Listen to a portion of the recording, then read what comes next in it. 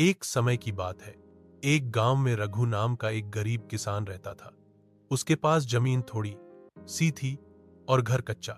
लेकिन उसकी एक बेटी थी, मीरा, जो जितनी सुंदर थी उतनी ही चतुर और समझदार। गांव के जमींदार ने रघु से जमीन छीनने का फरमान सुना दिया, क्योंकि रघु कर्ज नहीं चुका पाया था।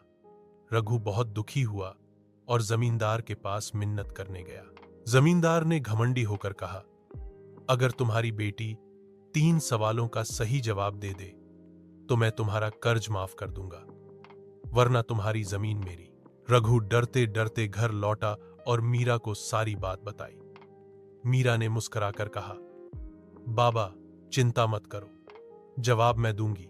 अगले दिन मीरा जमींदार के दरबार में पहुंची। पहला सवाल, जमींदार, बताओ दुनिया की सबसे भारी चीज क्या है? मीरा, वचन कसम, क्योंकि इसे कोई भी आसानी से नहीं तोड़ सकता, राजा हो या रंक।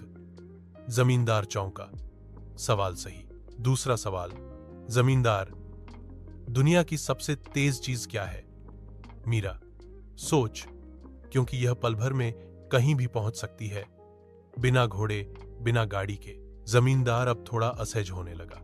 तीसरा सवाल, जमींदार, अगर मैं तुम्हें सोने का एक तौलिया दूं तो तुम मुझे क्या दोगी बदले में? मीरा, मैं आपको ईमान दूंगी, क्योंकि सोना तो खत्म हो सकता है लेकिन ईमान अमूल्य है और इंसान की असली पहचान है।